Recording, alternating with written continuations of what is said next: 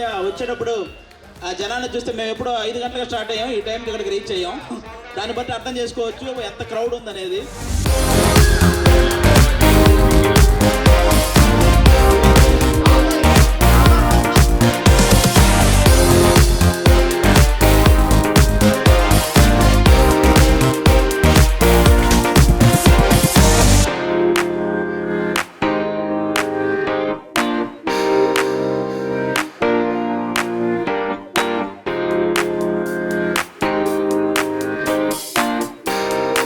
భవిష్యత్తులో ఇంకా ఇలాంటివి ఎన్నో చేయాలనేటువంటిది దృఢ సంకల్పం కూడా ఉండాలి.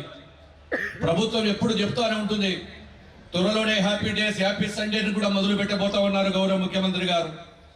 ఏ సాయంకాలం అయినా కానీ కూడా ఎంతో ఒత్తిడితో ఉంటాము. ప్రతి కుటుంబంలో కూడా ఇవి మర్చిపోవాలంటే 6 నెలలకు ఒకసారో 3 నెలలకు ఒకసారో ఇయర్లీ వన్సారి కూడా చేస్తూ ఉంటే అన్ని మర్చిపోతారు.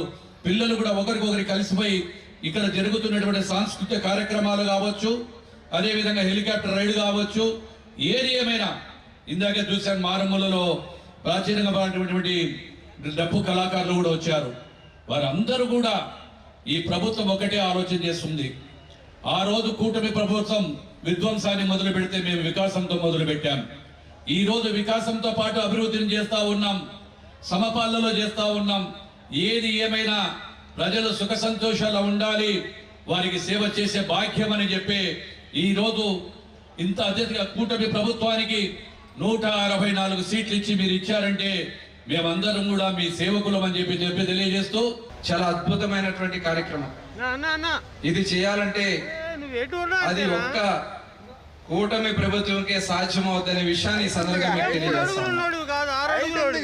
ఏనాడు ఈ రోజు మనం చూసుకుంటే ఆనాడు చంద్రబాబు నాయుడు గారు ముఖ్యమంత్రిగా ఉన్నప్పుడు అనేక కార్యక్రమాలు చేశాం, అనేక పుష్కరాలు కానీ ఇలాంటి అనేక కార్యక్రమాలు చేశాం. అలాగే కూటమి ప్రభుత్వం వచ్చిన తర్వాత మేము కూడా మచిలీపట్నంలో మొన్న జూన్ మాసంలో చేసాం బీచ్ ఫెస్టివల్. తొలిగా అక్కడే స్టార్ట్ చేసాం. చాలా అద్భుతంగా ఏర్పాట్లు చేయడం జరిగింది. తర్వాత విజయవాడ ఉత్సవం జరిగింది, అదేవిధంగా విశాఖ ఉత్సవం, మొన్న విశాఖ అనకాపల్లి ఉత్సవాలు జరిగినాయి. ఇవన్నీ కూడా చేయడానికి గల కారణం ప్రజల్లో ఒక నూతన ఉత్తేజాన్ని తీసుకురావడానికి. ఇవాళ టూరిజంకి చాలా అద్భుతమైనటువంటి అవకాశాలు ఉన్నాయి. ఇవాళ సింగపూర్ లాంటి ఒక చిన్న ఐలాండ్ అది, ఇవాళ సింగపూర్ అంత అద్భుతంగా అభివృద్ధి చెందిందంటే దానికి కారణం అక్కడ తీసుకున్నటువంటి టూరిజంలో తీసుకున్నటువంటి నిర్ణయాలు. సుమారుగా 60,000 పైచీలకు ప్రజలు ఈ ప్రాంతంలోని సందర్శించి ఆహ్లాదించి ఆనందాన్ని పొందడం జరిగింది. పోలీస్ శాఖ సమర్థవంతంగా వన్ వే పెట్టడం, దీనివల్ల చాలా వరకు కూడాను ఎలాంటి ఇబ్బందులు లేకుండా ట్రాన్స్పోర్ట్ని సమన్వయంగా తీసుకురావడం జరిగింది.